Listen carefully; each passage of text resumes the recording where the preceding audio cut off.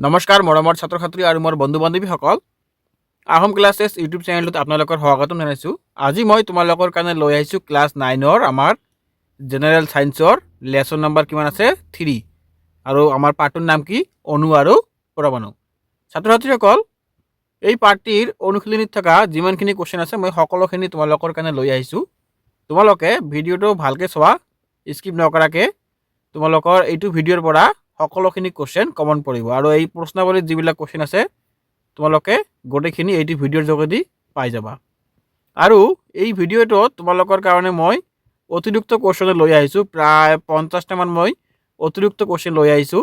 তোমালোকে যদি এই 50টা কুৱেশ্যন ফ'ল' কৰা অতিৰিক্ত কুৱেশ্যনখিনি, তোমালোকে ইয়াৰ পৰাই পৰীক্ষাত গোটেইখিনি কমন পৰি যাব। এক নম্বৰ কি দি আছে আমাৰ, বিক্ৰিয়া এটাত 5.3 গ্ৰাম সোডিয়াম কাৰ্বনেট 6 গ্ৰাম ইথাইনিক এসিডৰ সৈতে বিক্ৰিয়া কৰিছিল। উৎপাদিত দ্ৰব্যবোৰ আছিল 2.2 গ্ৰাম কাৰ্বন ডাই অক্সাইড, 0.9 গ্ৰাম পানী আৰু 8.2 গ্ৰাম সোডিয়াম ইথাইনে দেখুওৱা যে ফলাফলবোৰ ভৰৰ নিত্যান্ত সূত্ৰ অনুযায়ী হৈছে sodium carbonate plus ethanoic acid, sodium ethanoate plus carbon dioxide plus পানী। এইটো তোমালোকৰ কোশ্চেন, কিমান ডাঙৰ কোশ্চেন চাইছেনে তোমৰা? উত্তৰ কি দি আছে আমাৰ, sodium carbonate plus ethanoic acid, sodium carbonate plus carbon dioxide plus পানী। তোমালোকে এইটো উত্তৰ লিখি দিবা যদি পৰীক্ষাত আহি যায়। তাৰপিছত ইয়াত হ'ব কি, সোডিয়াম কাৰ্বনেটৰ ভৰ হ'ব 3.5 গ্ৰাম, ইথাইনিক এচিডৰ ভৰ হ'ব 6 গ্ৰাম আৰু বিক্ৰিয়ক পদাৰ্থৰ মুঠ ভৰ হ'ব 3.5 প্লাস 6 গ্ৰাম। আগৰটো তোমালোকৰ সূত্ৰ আছিল, এই সূত্ৰৰ মতে বহুৱাই দিলে তোমালোকে এইটো এনসাৰ পাই যাবা। গণিতৰ মেথটো তোমালোকে ভালকৈ চাই লোৱা। তাৰপিছত ইয়াত কি দি আছে আমাৰ, বিক্ৰিয়াৰ পদাৰ্থৰ মুঠ ভৰ হব উৎপাদিত দ্ৰব্যৰ মুঠ ভৰ। তাৰপিছত তোমালোকে চোৱা 2 নম্বৰ কি দি আছে, হাইড্ৰোজেন আৰু অক্সিজেন 1.8 ভৰৰ অনুপাতত লগ লাগি পানী উৎপন্ন কৰে। 3 গ্ৰাম হাইড্ৰোজেনৰ সৈতে সম্পূৰ্ণকৈ বিক্ৰিয়া কৰিবলৈ কিমান ভৰৰ অক্সিজেন প্ৰয়োজন হ'ব? ইয়াৰ উত্তৰটো কি হ'ব আমাৰ, পানী উৎপন্ন কৰিবলৈ 1 গ্ৰাম হাইড্ৰোজেনৰ সৈতে বিক্ৰিয়া কৰা অক্সিজেনৰ পৰিমাণ হ'ব 8 গ্ৰাম। তাৰপিছত 3 গ্ৰাম হাইড্ৰোজেনৰ সৈতে বিক্ৰিয়া কৰা অক্সিডে যেটো হ'ব আমাৰ 8 × 3 গ্ৰাম = 24 গ্ৰাম। তাৰপিছত আমাৰ 3 নম্বৰ কুৱেশ্যন চোৱা প্ৰশ্নাৱলীত, ডেল্টনৰ পৰমাণুবাদৰ কোনটো স্বীকাৰ্য ভৰৰ নিত্যান্ত সূত্ৰৰ ফল? ইয়াৰ উত্তৰটো হ'ব আমাৰ, ডেল্টনৰ পৰমাণুবাদৰ মতে মৌলৰ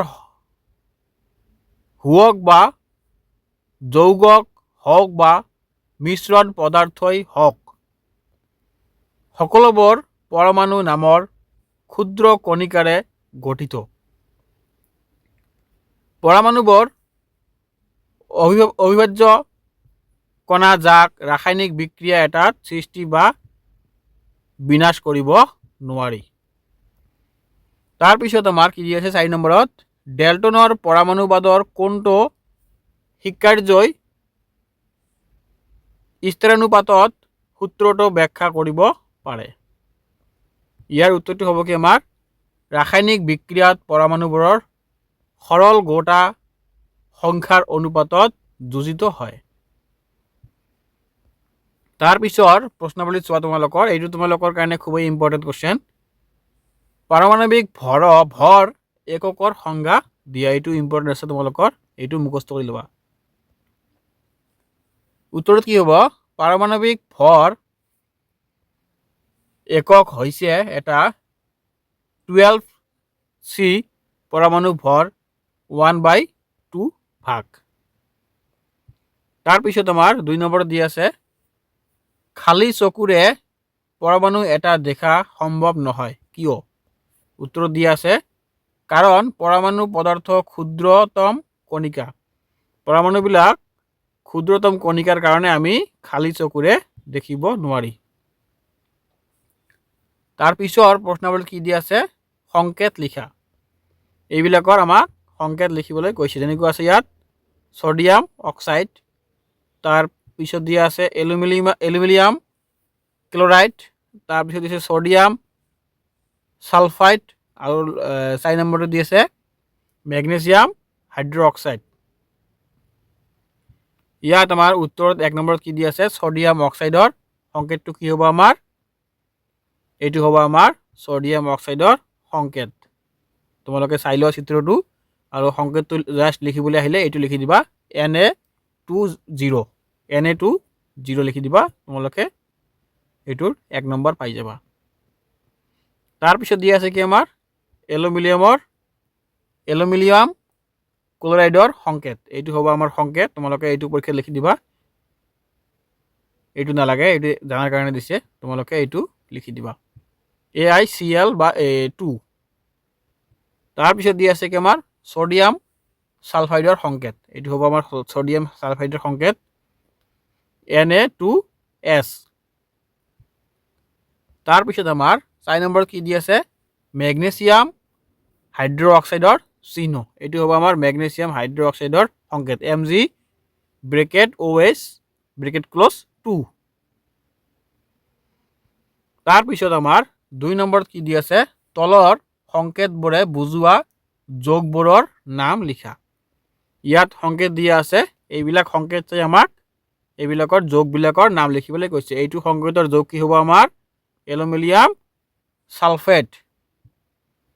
তাৰপিছত এইটো কি হ'ব আমাৰ CaCl/2। এইটো হ'ব আমাৰ কেলছিয়াম ক্লৰাইড। তাৰপিছত দি আছে KSO4। এইটো হ'ব পটাছিয়াম সালফেট। তাৰপিছত এইটো কি হ'ব আমাৰ KNO3। এইটো হ'ব পটাছিয়াম নাইট্ৰইড। 5 নম্বৰটো কি হ'ব আমাৰ CaCO3। এইটো হ'ব কেলছিয়াম কাৰ্বনেট। তাৰপিছত আহিল আমাৰ কোৱেশ্চন নম্বৰ 3 ৰাসায়নিক সংকেত পদটোৰ দ্বাৰা কি বুজোৱা হৈছে? ইয়াৰ উত্তৰটো হ'ব আমাৰ অনুগঠিত হোৱা বিভিন্ন পৰমাণুবোৰৰ চিহ্ন আৰু সেই পৰমাণুৰ সংখ্যা চিহ্নৰ তলত পদাঙ্ক হিচাপে লিখি উপস্থাপন কৰাকে ৰাসায়নিক সংকেত বোলে। তাৰপিছত আমাৰ কি দি আছে 4 নম্বৰত দি আছে কি 4 নম্বৰৰ 1ত কি দি আছে H2S অণু আৰু এইটো হ'ব উত্তৰটো হ'ব H2S অণুত দুটা হাইড্ৰজেন মানে H আৰু পৰমাণু আৰু এটা সালফাৰ মানে S পৰমাণু থাকে। 2 নম্বৰ কি দি আছে PO4 আয়নত কেইটাকৈ পৰমাণু আছে? তাৰপিছত দি আছে PO4 আয়নত দুটা ফসফৰাছ পৰমাণু আৰু 3টা অক্সিজেন মানে পৰমাণু থাকে। তাৰপিছৰ প্ৰশ্নাৱলী চোৱা তোমালোকে 1 নম্বৰত দি আছে H2O2 Ci2 CO2 CH4 C2H6 C2H4 আৰু NH3 আৰু CH3OHৰ আণবিক ভৰ গণনা কৰা। ইয়াৰ উত্তৰটো তোমালোকে চোৱা কি দি আছে। ইয়াৰ উত্তৰত কি দি আছে আমাৰ প্ৰথমটোত Hৰ আণবিক ভৰ হ'ব 2 × 1 = 2U।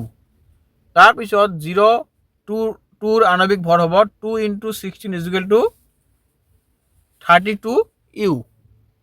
তাৰপিছত হ'ব আমাৰ Cl2 আণবিক ভৰ কি হ'ব 2 × 35.5 = 7Lu। তাৰপিছতো কি হ'ব আমাৰ CH1ৰ আণবিক ভৰ হ'ব 12 + 4 × 1 = 16U। তাৰপিছতটো হ'ব CO2 ৰ আণবিক ভৰ হ'ব 12 plus 2 into 16 is equal to 12 plus 32 is equal to 44 u. তাৰপিছত হ'ব C2H4 আণবিক ভৰ হ'ব 2 into 12 plus 6 into 1 is equal to 24 plus 6 is equal to 30 u. তাৰপিছতটো হ'ব C2H4 ৰ আণবিক ভৰ হ'ব 2 into 12 plus 4 into 1 is equal to 24 plus 4 is equal to 28 u. তাৰপিছতটো হ'ব NH3 ৰ আণবিক ভৰ হ'ব 14 plus 3 into 1 is equal to 14 plus 3 is equal to 17 u. তাৰপিছতটো হ'ব CH3OH ৰ আণবিক ভৰ হ'ব 12 plus 3 into 1 plus 16 into 1 is equal to 12 plus 3 plus 17 is equal to 32 u. তাৰপিছত আমাৰ কুৱেশ্যন নম্বৰ 2 কি দি আছে ZnO, Na2O আৰু K2CO3 সংকেত গোট ভৰ গণনা কৰা। প্ৰদত্ত পাৰমাণৱিক ভৰবোৰ হ'ল Zn is equal to 64 u, Na is equal to 23 u, K is equal to 39 u, C is equal to 12 u আৰু 0 ইজ ইকুৱেল টু 16 ইউ। ইয়াৰ উত্তৰটো হ'ব ZnO ৰ সংকেতক গোট ভৰ হ'ব 65 ইউ প্লাছ 16 ইউ 81 ইউ। তাৰপিছত হ'ব Na20 ৰ সংকেত গোট ভৰ হ'ব 2 into 23 u plus 16 u is equal to 46 u plus 16 u is equal to 62 u. তাৰপিছত হ'ব K2C03 ৰ সংকেত গোট ভৰ হ'ব 2 into 39 u plus 12 u plus 3x16 u. ছাত্ৰ ছাত্ৰীসকল এইটো তোমালোকে লিখি ল'বা ইয়াৰ পৰা। তাৰপিছত আমাৰ নেক্সট কি আছে প্ৰশ্নাৱলীত ক নম্বৰত এক নম্বৰত 1 মল কাৰ্বন পৰমাণুৰ ভৰ 12 গ্ৰাম হ'লে এটা কাৰ্বন পৰমাণুৰ ভৰ গ্ৰামত কিমান হ'ব? ইয়াৰ উত্তৰটো হ'ব 1 মল কাৰ্বন পৰমাণুত is equal to 6 into 023 into 1023 টা পৰমাণু। এতিয়া তোমালোকে চোৱা 6.023 ইনটু 1023 টা কাৰ্বন পৰমাণুৰ ভৰ ইজ ইকুৱেল টু 12 গ্ৰাম। তেনেহ'লে এটা কাৰ্বন পৰমাণুৰ ভৰ হ'ব 12 বাই 6.023 ইনটু 1023 গ্ৰাম। তাৰপিছত আহিব আমাৰ উত্তৰটো হ'ব 1.99 x 10 মাইনাছ 32 গ্ৰাম। তোমালোকে এইটো উত্তৰ লিখি ল'বা। তাৰপিছত আমাৰ কি দি আছে 2 নম্বৰত 100 গ্ৰাম ছডিয়াম বা 100 গ্ৰাম আইৰণৰ কোনটোত পৰমাণুৰ সংখ্যা বেছি থাকিব? দিয়া আছে Na ৰ পাৰমাণৱিক ভৰ 23 ইউ, Fe হ'ব 56 ইউ। উত্তৰত দিয়া আছে ছডিয়ামৰ পাৰমাণৱিক ভৰ হ'ব 23 ইউ আৰু 1 মল ছডিয়ামৰ ভৰ হ'ব 23 গ্ৰাম। তেনেহ'লে 23 গ্ৰাম ছডিয়ামত থকা পৰমাণুৰ সংখ্যা হ'ব 6.023 ইনটু 10 টু দি পাৱাৰ 23 টা।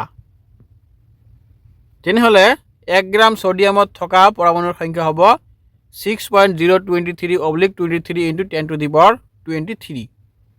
তোমালোকে মেথটো চাই ল'বা ভালকৈ। ইয়াৰ পৰা এইটো বুজাবলৈ গ'লে বহুত ডাঙৰ হৈ যাব ভিডিঅ'টো। তোমালোকে চাই লোৱা মেথটো চাই লোৱা। পিছত আমাৰ নেক্সট কুৱেশ্যন কি দিয়া আছে এতিয়া আমাৰ নেক্সট কুৱেশ্যন দিয়া আছে অনুশীলনীৰ গোটেইখিনি কুৱেশ্যন তোমালোকে চাই লোৱা। প্ৰথমত কি দিয়া আছে আমাৰ অক্সিজেন আৰু ৰৰণেৰে গঠিত যৌগৰ নমুনা এটাত 0.24 গ্ৰাম বিশ্লেষণ কৰাত 0.090 গ্ৰাম বৰণ আৰু 0.144 গ্ৰাম অক্সিজেন পোৱা গৈছে। ভৰ হিচাপত যৌগটোৰ শতকৰা সংযুক্তি গণনা কৰা। ছাত্ৰ ছাত্ৰীসকল তোমালোকে মেথটো চাই লোৱা, কিতাপৰ পৰা তোমাৰ কপিত লিখি ল'বা। আমাৰ দিয়া আছে মেথটো, এইটো হ'ব আমাৰ এনসাৰ, 62 হ'ব এনসাৰ। 2 নম্বৰটো কি দিয়া আছে আমাৰ 3.0 গ্ৰাম কাৰ্বন 8.0 গ্ৰাম অক্সিজেনৰ সৈতে দহন কৰাত 11.00 কাৰ্বন ডাই অক্সাইড উৎপন্ন হ'ল। 3.00 কাৰ্বন 50 গ্ৰাম অক্সিজেন দহন কৰিলে গঠন হোৱা কাৰ্বন ডাই অক্সাইডৰ ভৰ কিমান হ'ব? ৰাসায়নিক সংযোগত কোনটো বিধি তোমাৰ উত্তৰৰ ক্ষেত্ৰত প্ৰযোজ্য হ'ব? ছাত্ৰ ছাত্ৰীসকল এইটো এটা মেথ আছে, তোমালোকে মেথটো চাই লোৱা ভালকে। তাৰপিছত আমাৰ কি দিয়া আছে কোৱেশ্চন নম্বৰ 3 দিয়া আছে বহু পাৰমাণৱিক আয়নবোৰ কি? উদাহৰণ দিয়া। ইয়াৰ উত্তৰটো হ'ব একাধিক পৰমাণুৰ আধানযুক্ত গোট একোটাক বহু পাৰমাণৱিক আয়ন বলে। ইয়াৰ উদাহৰণটো হ'ব আমাৰ SO4⁴ SO3⁴ NH4+ ইত্যাদি। তাৰপিছত চোৱা তোমালোকে 4 নম্বৰ কি দিয়া আছে তলত দিয়াবোৰৰ ৰাসায়নিক সংকেত লিখা। ইয়াত আমাৰ দিয়া আছে এনেকুৱাকে এইবিলাকৰ আমাৰ কি লিখিব লাগে ৰাসায়নিক সংকেত লিখিব লাগে। যেনেকুৱা দিয়া আছে এইটো সংকেত হ'ব MgCl2। তাৰপিছত বি নম্বৰটো যেনেকুৱা দিয়া আছে আমাৰ কেলছিয়াম অক্সাইডৰ সংকেত কি হ'ব Ca2O2 বা CaO। তাৰপিছত কি দিয়া আছে আমাৰ কপাৰ নাইট্ৰেটৰ সংকেত কি হ'ব Cu(NO3)2। 2 নম্বৰত দিয়া আছে আমাৰ এলুমিনিয়াম ক্লোৰাইডৰ সংকেত হ'ব AiCi। তাৰপিছত কেলছিয়াম কাৰ্বনেটৰ সংকেত হ'ব কি আমাৰ Ca2, তাৰপিছত ব্ৰেকেট CO2 ব্ৰেকেট ক্লোজ 2 বা CaCO3। এতিয়া আহিলে আমাৰ 5 নম্বৰত দিয়া আছে তলৰ যোগবোৰত থকা মৌলবোৰৰ নাম দিয়া। এই নম্বৰ যেনেকুৱা দিয়া আছে পৰাচুন কি হ'ব CaO, এইটো হ'ব আমাৰ কেলছিয়াম অক্সিজেন। তাৰপিছত দিয়া আছে বি নম্বৰত হাইড্ৰজেন ব্ৰোমাইড। ইয়াতো হ'ব আমাৰ উত্তৰটো হ'ব হাইড্ৰজেন ব্ৰোমাইড, হাইড্ৰজেন ব্ৰোমিন। তাৰপিছত চি নম্বৰত কি হ'ব আমাৰ বেকিং পাউডাৰ। ইয়াৰ উত্তৰটো হ'ব baking powder NaHCO3 sodium hydrogen carbon oxygen. তাৰপিছত আমাৰ কি দি আছে ডি নম্বৰত পটেছিয়াম সালফেট। উত্তৰ দিয়া আছে পটেছিয়াম সালফেট K2S04 পটেছিয়াম। এইটো হ'ব আমাৰ 6 নম্বৰ কি দি আছে এতিয়া তলৰ পদাৰ্থবোৰৰ মলাৰ ভৰ গণনা কৰা। ইয়াত দিয়া আছে আমাৰ এইবিলাক কোৱেশ্চন ABCD। ইয়াক আমাক ওলাব লাগে কি যেনেকুৱা উত্তৰত কি দিয়া আছে আমাৰ এ নম্বৰটো হ'ব ইথাইনৰ হ'ব কি আমাৰ C2H2 মলাৰ ভৰ 2 × 12 + 2 × 1 গ্ৰাম। এইটো আমি কৰিলে কি হ'ব 24 + 2 গ্ৰাম, এনসাৰটো হ'ব 26 গ্ৰাম। ঠিক তেনেকৈ আমাক কি কৰিব লাগে সালফাৰটো ওলাব লাগে, এইটো উত্তৰ হ'ব তোমালোকে চাই লোৱা। এতিয়া হৈছে আমাৰ কি ডি নম্বৰটো দিয়া আছে হাইড্ৰক্লৰিক এচিডৰ কি হ'ব আমাৰ এইটো উত্তৰ হ'ব হাইড্ৰক্লৰিক এচিডৰ। এইটো সূত্ৰৰ মতে বহাই দিলে তোমালোকে পাই যাবা। ই নম্বৰটো দিয়া আছে, ই নম্বৰৰ উত্তৰ হ'ব আমাৰ 63 গ্ৰাম। তাৰপিছত আহিলে আমাৰ 7 নম্বৰত ভৰ কিমান। ইয়াত দিয়া আছে কোৱেশ্চন এ নম্বৰত দিয়া আছে 1 মল নাইট্ৰজেন পৰমাণুৰ ভৰ কিমান। বি নম্বৰ যে 4 মল এলুমিনিয়াম পৰমাণুৰ এলুমিনিয়ামৰ পাৰমাণৱিক ভৰ 27 হ'লে কিমান হ'ব। ইয়াৰ উত্তৰটো আমাৰ এই নম্বৰ উত্তৰ কি দিয়া আছে 1 মল নাইট্ৰজেন পৰমাণুৰ ভৰ হ'ব 14 গ্ৰাম 1 মল এলুমিনিয়াম পৰমাণুৰ ইকুৱেল টু 27 গ্ৰাম হ'লে কিমান হ'ব আমাৰ এইটো 108 গ্ৰাম সি নম্বৰটো হ'ব 1 মল সোডিয়াম সালফাইডৰ হ'ব এইটো সূত্ৰ এই সূত্ৰৰ মতে বহুৱাই দিলে কি আহিব এনসাৰটো আমাৰ 26 গ্ৰাম তেনেহলে এইটোক আমি ইয়াত বহালে কি হ'ব 1260 গ্ৰাম মানে 1260 গ্ৰাম হ'ব তাৰ পিছত 8 নম্বৰত চোৱা মললৈ পৰিৱৰ্তন কৰা যেনেকুৱা আমাৰ ইয়াত দিয়া আছে 12 গ্ৰাম অক্সিজেন গেছ এইটো আমাক মলত পৰিৱৰ্তন কৰিবলৈ লাগে 20 গ্ৰাম পানী এইটো 22 গ্ৰাম কাৰ্বন ডাই অক্সাইড উত্তৰটো হ'ব অক্সিজেন তাৰ পিছত 0 আণবিক ভৰ হ'ব 32 গ্ৰাম ইয়াত দিয়া আছে 32 গ্ৰাম oxygen gas 1 mall 1 mol oxygen gas is equal to 1/32 mol 12 oxygen gas is equal to 1/32 into 12 mol ইয়াৰ আনসাৰটো হ'ব আমাৰ 0.375 mol তাৰ পিছত আমাৰ বি নম্বৰ ঠিক এনেকৈ দিয়া আছে কোশ্চেনটো তোমালোকে চাই ল'বা এইটো কোশ্চেনটো আনসাৰটো হ'ব বি নম্বৰটো আমাৰ 1.11 mol ঠিক তেনেকৈ সি নম্বৰটো দিয়া আছে তোমালোকে চাই লোৱা সি নম্বৰটোৰ আনসাৰ আমাৰ কি দিয়া আছে 0.05 9 নম্বৰত কি দিয়া আছে আমাৰ ভৰ কিমান 0.2 মল অক্সিজেন পৰমাণুৰ ভৰ কিমান আৰু 0.5 মল পানীৰ অণুৰ ভৰ কিমান ইয়াত মেথটো কৰি দিয়া আছে তোমালোকে আমাৰ প্ৰথমটোৰ আনসাৰ হ'ব 3.2 গ্ৰাম আৰু বি নম্বৰটোৰ আনসাৰ কি হ'ব আমাৰ 9 গ্ৰাম তোমালোকে চাই ল'বা এতিয়া আমাৰ 10 নম্বৰত কি দিয়া আছে 16 গ্ৰাম গোটা সালফাৰত থকা সালফাৰ অণু S8 ৰ সংখ্যা গণনা কৰা ইয়াৰ উত্তৰটো আমাৰ কি দিয়া আছে গোটা সালফাৰৰ ভৰ হ'ব আমাৰ কি 16 গ্ৰাম ঠিক 1 মল সালফাৰ S1 ভৰ হ'ব 8 into 32 গ্ৰাম তোমালোকে সূত্ৰৰ মতে বহুৱাই দিলে এইটো আনসাৰ পাই যাবা 11 নম্বৰত কি দিয়া আছে আমাৰ 11 নম্বৰটো মেথ দিয়া আছে তোমালোকে চাই লোৱা মেথটো কেনেকৈ কৰিব লাগে গোটেইখিনি মেথ বুজাবলৈ গ'লে তোমাক বহুত টাইম লাগিব মেথখিনি তোমালোকে নিজে চাই লোৱা আৰু বুজাৰ চেষ্টা কৰা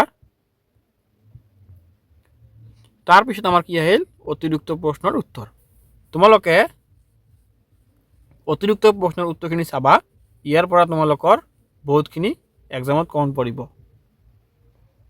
প্ৰথমত কি দিয়া আছে আমাৰ চমু উত্তৰৰ প্ৰশ্ন পৰমাণু বুলিলে কি বুজা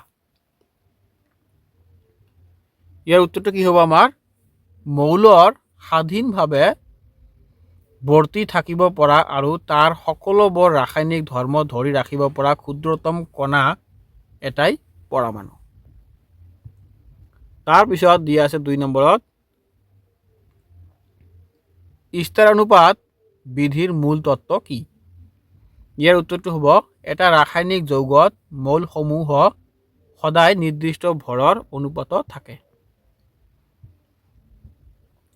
সি নম্বৰটো হ'ব হাইড্ৰজেন পৰমাণু এটাৰ ব্যাসাৰ্ধ কিমান 4 নম্বৰ দিয়া আছে IUPAC ৰ সম্পূৰ্ণ অৰ্থ কি এইটো important question international union of pure and applied chemistry তাৰ পিছত কি দিয়া আছে আমাৰ 5 নম্বৰত ভৰৰ নিত্যান্ত বিধিটো কি উত্তৰ দিয়া আছে ৰাসায়নিক বিক্ৰিয়া এটাত বিক্ৰিয়াক আৰু বিক্ৰিয়াজাত পদাৰ্থৰ ভৰসমূহৰ যোগফল অপৰিৱৰ্তিত হৈ থাকে তাৰ পিছত 6 নম্বৰত কি দিয়া আছে এটা দ্বিপাৰমাণৱিক অণুৰ নাম লিখা এটি হ'ব আমাৰ অক্সিজেন তাৰ পিছত 7 নম্বৰত দিয়া আছে দুটা এক পাৰমাণৱিক মৌলৰ নাম লিখা এটি হ'ব আৰ্গন আৰু হিলিয়াম এক পাৰমাণৱিক মৌল 8 নম্বৰ কি দিয়া আছে এটা ত্ৰিপাৰমাণৱিক গেছৰ নাম লিখা হাইড্ৰজেন সালফাইড 9 নম্বৰ কি দিয়া আছে আপেক্ষিক পাৰমাণৱিক ভৰ বুলিলে কি বুজা? কোনো মৌলৰ আপেক্ষিক পাৰমাণৱিক ভৰ হৈছে এনে এটা সংখ্যা যিটো সংখ্যাই মৌলটোৰ এটা পৰমাণু 12 cm সমাস্থনিক এটা পৰমাণু 1.12 ভাগতকৈ কিমান গুণ গধুৰ তাকে বুজায়। উদাহৰণস্বৰূপে অক্সিজেনৰ এটা পৰমাণু 12 C সমস্থানিকৰ এটা পৰমাণু 1/12 ভাগতকৈ 16 গুণে গধুৰ। গতিকে অক্সিজেনৰ আপেক্ষিক পাৰমাণৱিক ভৰ হ'ব 16 U। তাৰপিছত 10 নম্বৰত কি দিয়া আছে? অণু বুলিলে কি বুজা? উত্তৰত দিয়া আছে কোনো মৌল বা যৌগৰ সাধাৰণ অৱস্থাত স্বাধীন স্থিতি থকা আৰু সেই পদাৰ্থৰ আটাইবোৰ ধৰ্ম নিহিত থকা ক্ষুদ্ৰতম কণিকাটোৱে হৈছে অণু।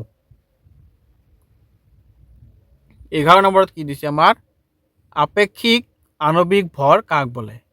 উত্তৰত দিয়া আছে আপেক্ষিক আণৱিক ভৰ হৈছে এনে এটা সংখ্যা যিটো সংখ্যাই কোনো এটা অণু 12 C সমস্থনিকৰ এটা পৰমাণু 1/12 ভাগতকৈ কিমান গুণ গধুৰ তাকে বুজায়। তাৰপিছত আমাৰ 12 নম্বৰত কি দিয়া আছে? গ্ৰাম পাৰমাণৱিক ভৰ কাক বোলে? উদাহৰণ দিয়া। ইয়াৰ উত্তৰটো হ'ব পাৰমাণৱিক ভৰক গ্ৰামত প্ৰকাশ কৰিলে তাক গ্ৰাম পাৰমাণৱিক ভৰ বোলে। উদাহৰণস্বৰূপে হাইড্ৰজেনৰ পাৰমাণৱিক ভৰ 1 U, গতিকে ইয়াৰ গ্ৰাম পাৰমাণৱিক ভৰ হ'ব 1 গ্ৰাম। 13 নম্বৰত কি দিয়া আছে? গ্ৰাম আণৱিক ভৰ কাক বোলে? উদাহৰণ দিয়া। উত্তৰত দিয়া আছে আণৱিক ভৰক গ্ৰামত প্ৰকাশ কৰিলে তাক গ্ৰাম আণৱিক ভৰ বোলে। উদাহৰণস্বৰূপে H2O2 আৰু H2O ৰ গ্ৰাম আণৱিক ভৰ যথাক্ৰমে 2 গ্ৰাম, 32 গ্ৰাম আৰু 18 গ্ৰাম। 14 নম্বৰত কি দিয়া আছে? গ্ৰামাণু বুলিলে কি বুজা? উত্তৰত দিয়া আছে আমাৰ পদাৰ্থ এটাৰ আণৱিক ভৰক গ্ৰামত প্ৰকাশ কৰিলে পোৱা সংখ্যাটোক ইয়াক গ্ৰাম আণৱিক ভৰ বা গ্ৰামাণু বুলি কোৱা হয়। গ্ৰামাণুক N আখৰেৰে বুজোৱা হয়। 15 নম্বৰ কি দিয়া আছে? ৰাসায়নিক সমীকৰণ কি? উত্তৰত দিয়া আছে ৰাসায়নিক বিক্ৰিয়া এটা বুজাবলৈ বিক্ৰিয়াত অংশ লোৱা পদাৰ্থবোৰক চিহ্ন আৰু সংকেতৰ দ্বাৰা উপস্থাপন কৰাকে ৰাসায়নিক সমীকৰণ বোলে। 16 নম্বৰত কি দিয়া আছে? যোজ্যতা কাক বোলে? উত্তৰত কি দিয়া আছে? কোনো মৌলৰ এটা পৰমাণুৰ লগত যোজিত হোৱা হাইড্ৰজেন বা কুৰিন পৰমাণুৰ সংখ্যাক বা পৰমাণুটোৰ লগত যোজিত হোৱা অক্সিজেন পৰমাণুৰ সংখ্যাৰ দুগুণক সেই মৌলটোৰ যোজ্যতা বুলি কোৱা হয়। 17 নম্বৰ কি দিয়া আছে? পৰিৱৰ্তী যোজ্যতা কি? উদাহৰণ দিয়া। উত্তৰত দিয়া আছে কিছুমান মৌলই যৌগ গঠন কৰোঁতে এটাকৈ বেছি যোজ্যতা দেখুৱায় ইয়াকে পৰিৱৰ্তী যোজ্যতা বোলে। উদাহৰণস্বৰূপে নাইট্ৰজেনৰ অক্সাইডবোৰত N2O5